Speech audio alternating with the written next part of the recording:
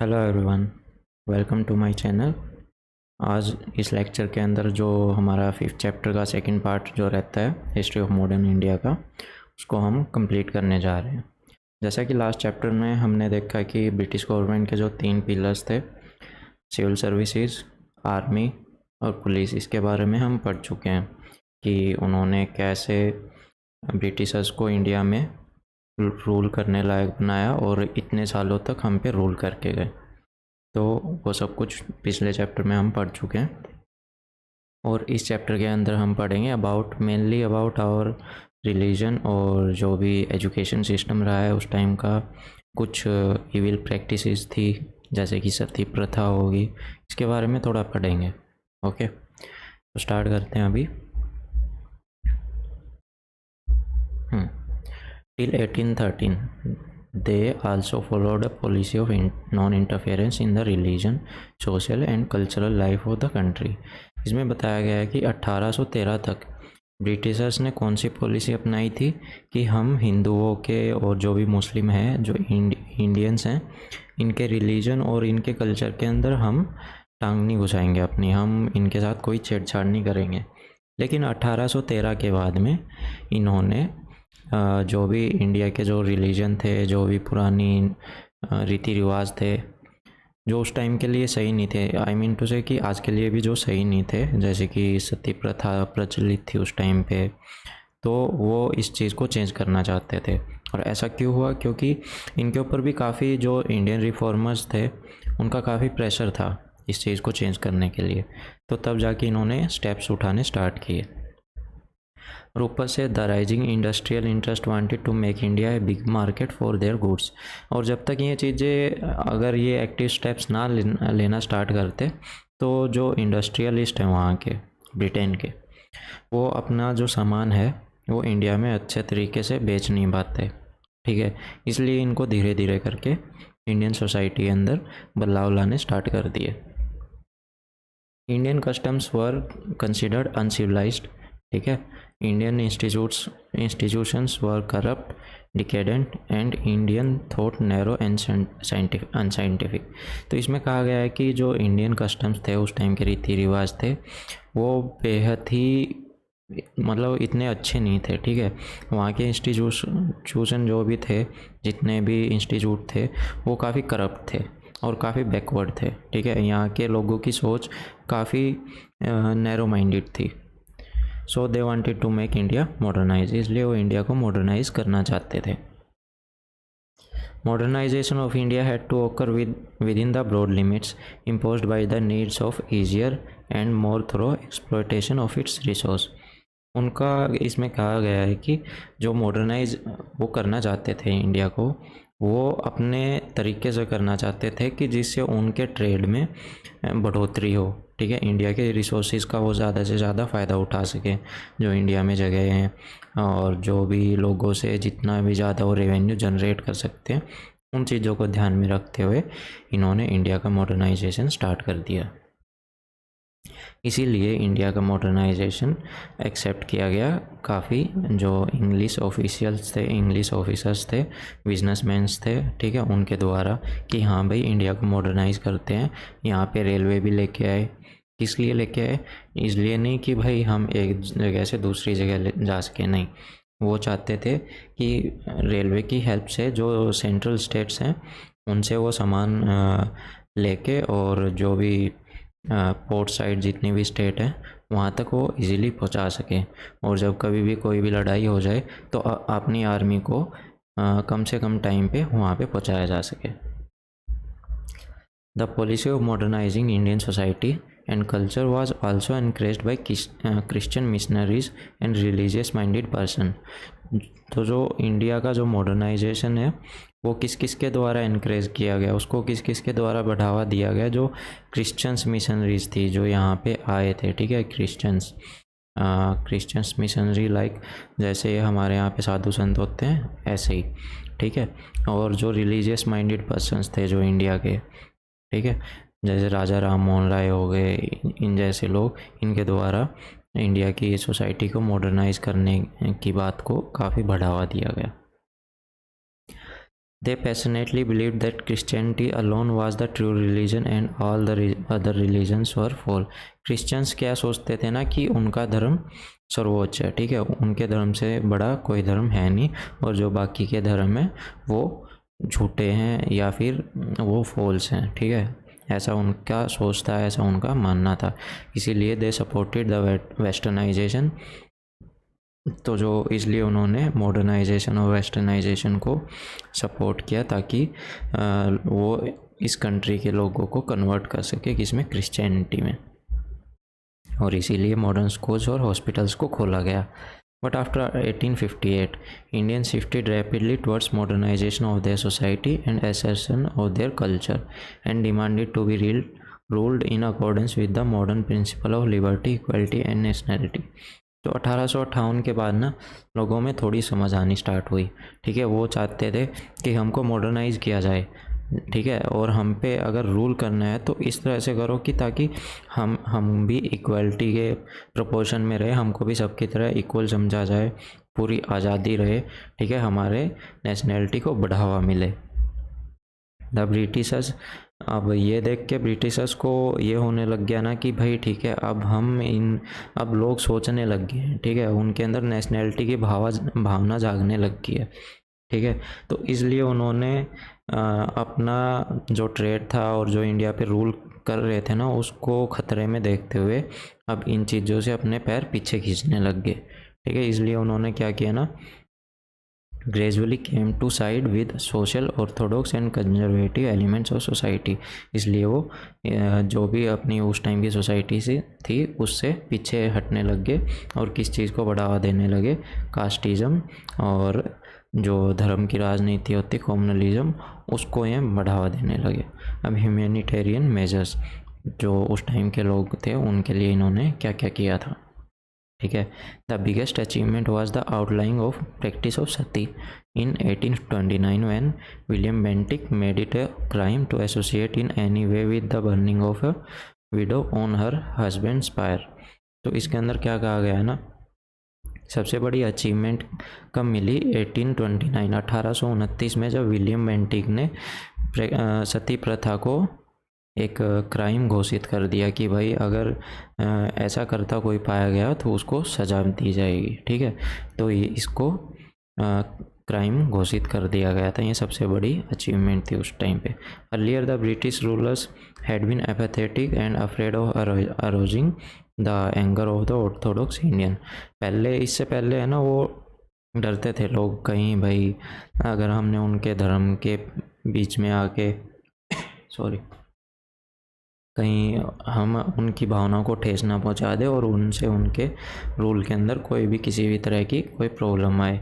It was only after Raja Ram Mohan Roy and other एनलाइटेड Indians and missionaries agitated persistently for the abolition of this monstrous custom that the government agreed to take this humanitarian steps। तो क्या था ना, जो practice of सती थी और window remarriage थी, इसके खिलाफ गवर्नमेंट प्रेशर में कब आई, जब राम मोहन रॉय और जो दूसरे इंडियंस थे और जो भी क्रिश्चियन मिशनरीज थी उन्होंने इसके खिलाफ काफ़ी मुद्दे उठाए, प्रोटेस्ट किए, तब जाके ब्रिटिश गवर्नमेंट थी वो प्रेशर में आई और उन्होंने इसको क्राइम बना दिया है। सती अकेली ने 800 जिंदगियां ख़त्म कर दी थी, कब से कब तक, 1815 से लेके 1818 तक। और उस टाइम पे एक और सबसे इविल कस्टम था, ठीक है, वो थी फीमेल इन्फेंटिसाइड, भ्रूण हत्या, ठीक है। तो killing of female children at the time of their birth had prevailed among some of the Rajput clans. राजपूतों के अंदर ये ऐसा सबसे ज़्यादा होता था और जो भी बड़ी अदर कास्ट थी उनके अंदर।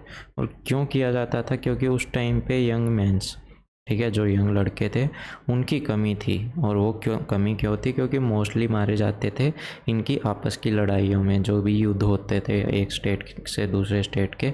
और उस टाइम पे धरती इतनी फर्टाइल थी नहीं, तो अर्निंग में भी काफ़ी डिफ़िकल्टी होती थी। इस वास्ते जो भी वेस्टर्न और सेंट्रल इंडिया के जो लोग थे ना, वो भ्रूण हत्या को काफ़ी ज़्यादा बढ़ावा देते थे। मतलब जब लड़की पैदा होती थी तो उसको मार देते थे, भ्रूण हत्या तो नहीं कह सकते, उस टाइम पे पता नहीं होता था कि भाई पेट के अंदर मेल है या फीमेल, ठीक है, ऐसा। रेगुलेशन प्रोहिबिटिंग इन्फेंटिसाइड, तो जो इस चीज़ को भी, फीमेल इन्फेंटिसाइड को भी, जो लड़कियों को मार दिया जाता था, इसको भी क्या कर दिया गया, क्राइम घोषित कर दिया गया 1725 में।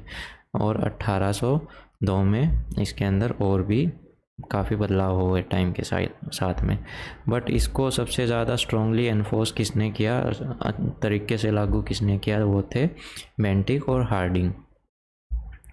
1856 में गवर्नमेंट ने एक और एक्ट पास कर दिया जिसके अंदर हिंदू विडोज़ जो थी उनको दोबारा से शादी करने का हक मिल गया था। The government acted after Pandit Ishwar Chandra Vidyasagar and other social reformers had carried on A prolong agitation in the favour of this measures, ठीक है। तो ये भी किस वास्ते किया, ये खुद से नहीं कर रहे थे, क्योंकि इनके ऊपर प्रेशर डाला गया, किसके द्वारा, जो अदर मिशनरीज थी, जो सोशल रिफॉर्मर्स थे, लाइक पंडित ईश्वर चंद्र विद्यासागर, राजा राम मोहन राय, इन जैसे लोगों ने जब काफ़ी प्रोटेस्ट किए, एजिटेशन किए, उसके प्रेशर में आके गवर्नमेंट ने ऐसे कानून फिर बाद में पास करने पड़े। और इसका जो इमीडिएट इफ़ेक्ट था एकदम से तो नहीं दिखा, टाइम के साथ साथ चीज़ें बदलने लग गई थी। अब बात करते हैं स्प्रेड ऑफ मॉडर्न एजुकेशन, ठीक है। मॉडर्न एजुकेशन कैसे भारत के अंदर प्रचलित हुई और फैली। The British were most successful in the introduction of modern education. Modern education को के मैटर में ब्रिटिशर्स काफ़ी सक्सेसफुल थे। Of course the spread of modern education was not solely the work of government, the Christian missionary large number of enlightened Indians also played an important role. देखो, modern education को फैलाने में केवल Britishers का अकेलों का हाथ नहीं है, ठीक है। यहाँ पे जो क्रिश्चियन मिशनरीज आई थी वो सोचती थी कि भाई अगर लोगों को हम मॉडर्न एजुकेशन प्रोवाइड करेंगे तो उनको पता लगेगा कि उनके धर्म में कितनी कमियां हैं, ठीक है, जैसे कि सती प्रथा होगी, तो उनको पता लगेगा कि इसके कितने नुकसान हैं। तो वो अपने धर्म की बुराई करेंगे और कन्वर्ट होके किस में बदल जाएंगे, क्रिश्चियनिटी में। और जो हमारे इंडियंस रिफॉर्मर थे, राजा राम मोहन राय, ईश्वर चंद्र विद्यासागर, इनका ये सोचना था कि भाई अगर मॉडर्न एजुकेशन इंडियंस को प्रोवाइड की जाए तो उससे उनके अंदर कैसी भावना उत्पन्न होएगी, ऐसी भावना बनेगी नेशनैलिटी की, एकजुट होने की, ठीक है, देश के प्रति अपने जो फ़र्ज़ हैं उनको निभाने की उनके अंदर क्या आएगी, एक नई भावना जागेगी। और वो जो भी ब्रिटिशर्स लोगों का शोषण करते थे उससे भी उभरने की उनको हिम्मत मिलेगी। तो ऐसा उनका सोचना था। इन 1781 में वॉरेन हेस्टिंग ने क्या सेटअप किया, कलकत्ता के अंदर मदरसा, जिसके अंदर क्या पढ़ाई जाती थी, मुस्लिम लॉ की टीचिंग, मुस्लिम लॉ के बारे में वहाँ पे पढ़ाया जाने लगा और कुछ और सब्जेक्ट्स भी साथ में। 1791 में जोनाथन डंकन, इन्होंने क्या स्टार्ट किया, संस्कृत कॉलेज वाराणसी के अंदर इन्होंने स्टार्ट किया, जहाँ पे ये रहते थे। और वहाँ पे क्या पढ़ाया जाता था, हिंदू लॉ और फिलोसफी के सब्जेक्ट्स को पढ़ाया जाता था, ठीक है। Both this institution were design to provide a regular supply of qualified Indians to help the administration of law in the court of company. देखो, इन्होंने ये मॉडर्न एजुकेशन स्टार्ट की, इसमें भी ये अपना फ़ायदा देखना चाह रहे थे, क्योंकि अभी इनको एडमिनिस्ट्रेशन चलाना था इंडिया के अंदर, हर जगह इनका राज चल रहा था, तो इनको इंडियंस की ज़्यादा ज़रूरत पड़ती रहने लग गई, ठीक है। अब ऐसा तो था नहीं कि ये पूरे ब्रिटेन को यहाँ पे उठा लाएंगे और उन्हीं से सारा काम करवाएंगे, ये तो पॉसिबल होने का था नहीं। तो इन्होंने क्या स्टार्ट किया ना, इंडियंस को ही रिक्रूट करना स्टार्ट कर दिया अपने एडमिनिस्ट्रेशन में। और इंडियंस काफ़ी लो सैलरी में भी काम कर लेते थे उस टाइम पर। तो ये चाहते थे कि जो भी इंडियंस अच्छे सब्जेक्ट्स पढ़ के अच्छे एजुकेशन के साथ क्वालिफाई हों और इनके एडमिनिस्ट्रेशन को संभालें। Missionary and their supporters and many humanitarians soon began to exert pressure on the company to encourage and promote modern secular westernized education in India. While the humanitarians include many Indians believed that modern education knowledge would be the best remedy for social, economic and political ill of the country. तो इसमें क्या कहा गया है ना, missionaries जो थे, Christian missionaries जो अपने धर्म को बढ़ावा देना चाहते थे यहाँ पे आके, उन्होंने भी मॉडर्न एजुकेशन को सपोर्ट किया। और हमारे जो सोशल रिफॉर्मर्स थे इन्होंने भी। और सोशल रिफॉर्मर्स का क्या सोचना था कि अगर इनको वेस्टर्न एजुकेशन मिलेगी तो इनका जो शोषण है सोशल तरीके से जो होता है, इकोनॉमिकली इनको जो परेशान किया जाता है, इनसे टैक्स वसूले जाते हैं, और पॉलिटिकली इनका जो शोषण होता है उससे इनको निजात मिल जाएगी। ठीक है। और वही बात जो मैंने पहले बताई थी, क्रिश्चियन मिशनरी सोचते थे कि मॉडर्न एजुकेशन से इनको पता लगेगा कि इनका धर्म कितना पिछड़ा हुआ है, और ये अपने धर्म को छोड़ के किसको अडॉप्ट कर लेंगे, क्रिश्चियनिटी को। ठीक है, किसको अडॉप्ट कर लेंगे, क्रिश्चियनिटी को। 1813 के अंदर चार्टर एक्ट पास हुआ, और उसने डायरेक्ट किया, उसने कंपनी को क्या कहा कि आप 1 लाख रुपए इस पे एजुकेशन के अंदर खर्च कीजिए। लेकिन 1823 तक कंपनी वो 1 लाख रुपए भी प्रोवाइड नहीं कर पाई, जबकि उसका जो प्रॉफिट का जो टर्नओवर था वो बहुत ज़्यादा था। Government made an act through which English was made medium of instruction after 1835। अब गवर्नमेंट ने एक नया एक्ट पास किया कि जो भी एजुकेशन प्रोवाइड की जाएगी वो इंग्लिश लैंग्वेज में प्रोवाइड की जाएगी, है ना, ताकि लोग वेस्टर्न कल्चर को ज़्यादा से ज़्यादा अपनाना स्टार्ट कर दें। अब बात करते हैं वोट डिस्पैच की। ठीक है, इसके ऊपर काफ़ी क्वेश्चन आते हैं कि ये किससे रिलेटेड है और ये कब लागू हुआ था। तो it was the document dispatch from the court of director. एक डॉक्यूमेंट था जो कहाँ से डिस्पैच हुआ था, कहाँ से चला था, कोर्ट ऑफ डायरेक्टर से। और इसका जो नाम है वो किन के बिहाफ पे दिया गया, सर चार्ल्स वुड के, जो कि उस टाइम पे थे प्रेसिडेंट कहाँ के, बोर्ड ऑफ कंट्रोल के। तो ठीक है, the Wood's dispatch of 1854 was another important step in development of education in India.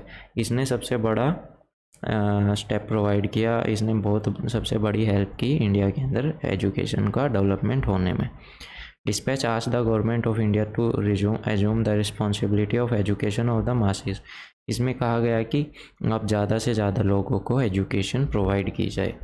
ठीक है, और इस डिस्पैच के डायरेक्शन के अकॉर्डिंग जो डिपार्टमेंट ऑफ एजुकेशन था, ठीक है, इन्होंने हर एक प्रोविंस के अंदर यूनिवर्सिटीज़ बनानी स्टार्ट कर दी 1857 में। ठीक है, और 1857 में कहाँ कहाँ यूनिवर्सिटी बनी, कलकत्ता, बॉम्बे और मद्रास के अंदर।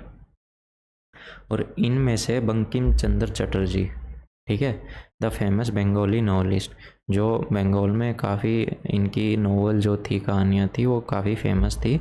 ये सबसे पहले ग्रेजुएट हुए कहाँ से, कलकत्ता यूनिवर्सिटी से सन 1858 में। A major weakness of education system was the neglect of mass education, with result that mass literacy in India was hardly better in 1921 than in 1821।